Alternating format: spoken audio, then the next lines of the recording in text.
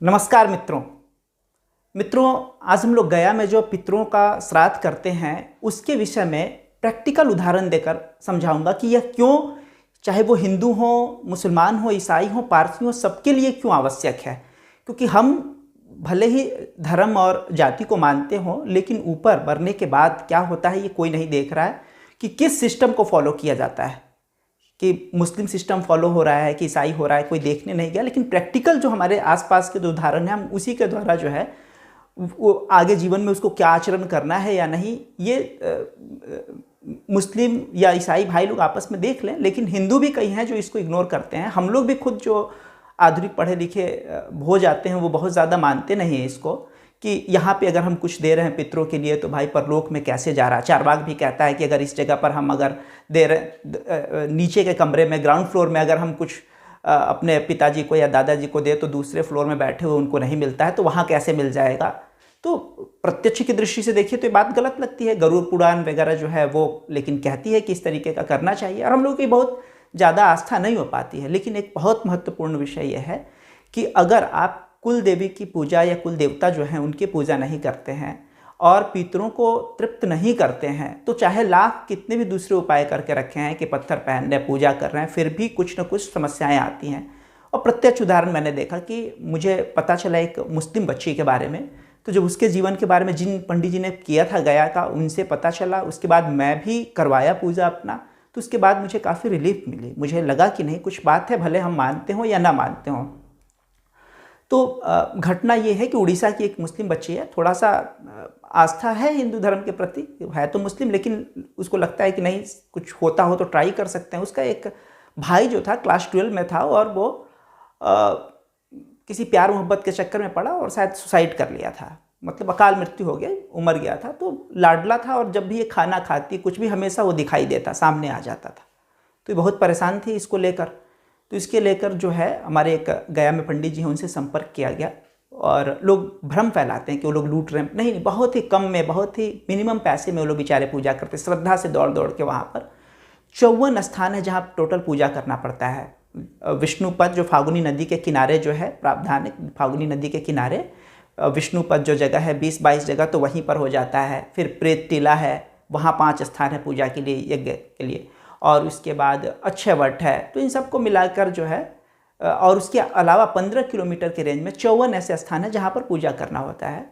तो नॉर्मली जो बंगाली परिवार से आते हैं उधर से, वो चाहते हैं कि जल्दी से निपट जाए, एक दिन में निपट जाए। तो उनके लिए ये लोग 20-22 जगह ही करते हैं, टोटल 54 शायद नहीं करते हैं। मैंने जो पूछा उनसे, जो मुझे पता चला, हम लोग जो यूपी वगैरह, मध्य प्रदेश, बिहार से इन लोग जो दूसरे लोग जाते हैं वो 3 दिन का प्राय करवाते हैं, उसमें 54 जगह कवर हो जाता है। 15 किलोमीटर के रेंज में बेचारे सब बाइक से जा के सब जगह पूजा करते हैं। सब वो बिल्कुल वीडियो कॉल से दिखा देते हैं। उन लोग को मैंने देखा कि बहुत ईमानदारी से करते हैं। झूठा भ्रम फैलाया गया कि लूट रहे हैं वहाँ के पंडे, ऐसा नहीं है।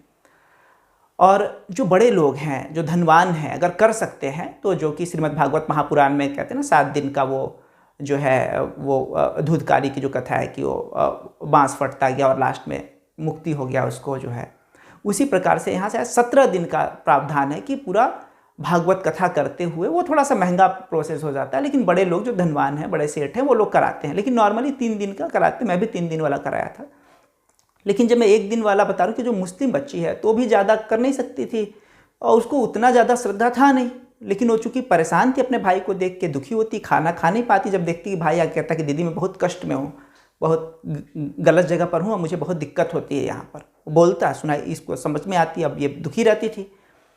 फिर ये जब संपर्क साधी हमारे वो गया वाले जो पंडित जी हैं उनसे, तो उसके बाद क्या हुआ कि उन्होंने 1 दिन वाला ही प्रोसेस किया। 1 दिन वाला जो पूजा वही फागुनी नदी के पास में विष्णुपद में 20-22 जगह था। 5 प्रेत टीला पर जो पूजा थी, अक्षय वट का था, मतलब 30 के भीतर ही हो गया होगा टोटल। मुझे नहीं लगता कि 54 नहीं किया था मैंने। आज भी मैं पूछा उनसे कि क्या 54, बोले कि नहीं, 1 दिन वाले का तो 54 नहीं हो पाता है, हाँ 3 दिन कम से कम चाहिए, क्योंकि बड़ा रेंज है, सब पूजा करना होता है।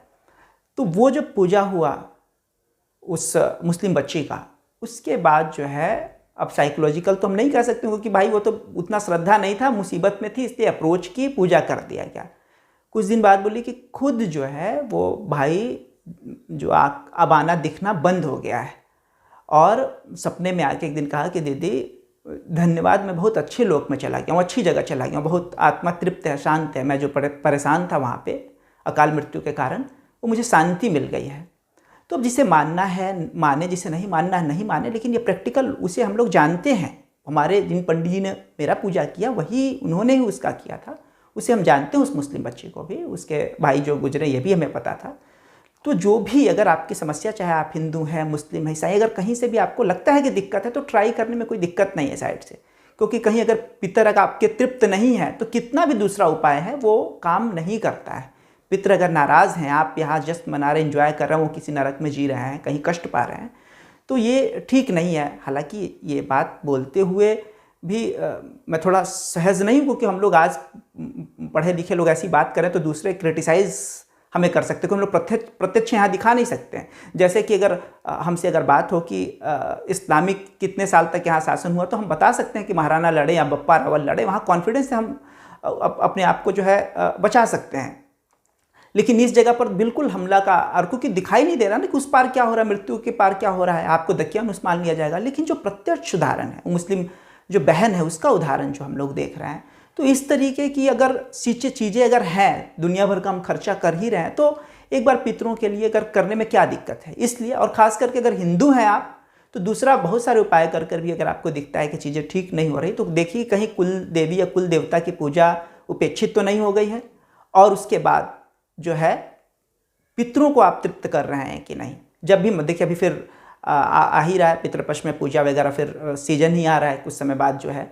और वैसे भी जब कभी भी करा सकते हैं, वो बस तिथि देखते हैं कि कौन सी तिथि शुभ है, उस समय से करा सकते हैं। तो सभी लोग को, वो जो रैम्बो बॉलीवुड में बना था, उसका जवान बेटा गुजर गया था, तो वो गया में आके श्राद्ध करवाए थे। जो हॉलीवुड के जो एक्टर हैं, नाम नहीं याद आ रहा है, वो जो रैम्बो का जो करते थे बॉडी बिल्डर जो है, वो उनका जो बेटा गुजर गया था यंग, तो वो आए थे, न्यूज़ वगैरह में काफ़ी ये हुआ था।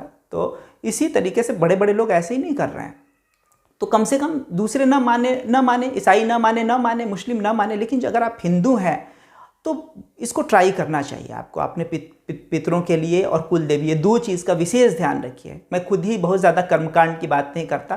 पहले भी जो लॉ ऑफ अट्रैक्शन है 5 मंत्र पता है, मैं लिमिटेड जो है ना कि भक्ति करे व्यक्ति, और सीमित कुछ चीज़ें जो है कि कहीं वो उपेक्षा तो हमसे नहीं हो जा रही, उसका ध्यान रखें। मैं खुद भी कर्मकांड में फंसाने वाला व्यक्ति नहीं हूँ, लेकिन जो चीज़ें प्रैक्टिकल आया फ़ायदे में, मुझे फ़ायदा हुआ लंबे समय से ऐसे, और ये लोग इतने अच्छे से पूजा कराते हैं। इन लोगों को देखा कि हमने तो पिताजी का, और ये नाम बोले कि नहीं आप पिताजी टोटल कितने भाई थे, तो 6 भाई थे, उनकी बहनें कौन, उनका परिवार के कौन से मेंबर हैं, दादाजी कौन मेंबर है, उनकी कौन, पूरी वो जो है चैन जो है आपकी वृक्ष जो है पर दादा परदादा से, वो सारा खुद से नोट करते हैं वो लोग, और एक एक के नाम से करते हैं। इनकी निष्ठा है कि अच्छे से करें।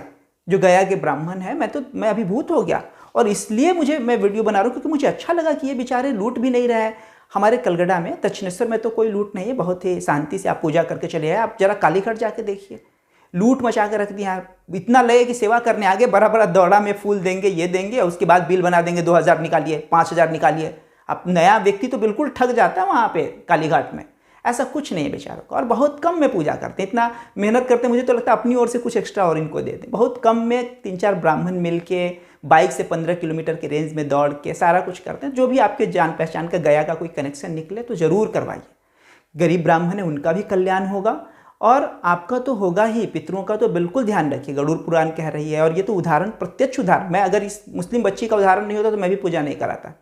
इसका उदाहरण सामने था, जानते थे हम उसे, और लगा कि अरे ये तो ऐसे हो गया। तब जाकर जो है, मैंने डायरेक्ट, मेरा परिचय नहीं है, लेकिन मेरे जो लोग पूजा कराएं और जो जिनने पूजा करवाया हमारे मित्र ही थे। वो पंडित जी के पास जो अप्रोच लेके आए वो हमारे मित्र ही थे।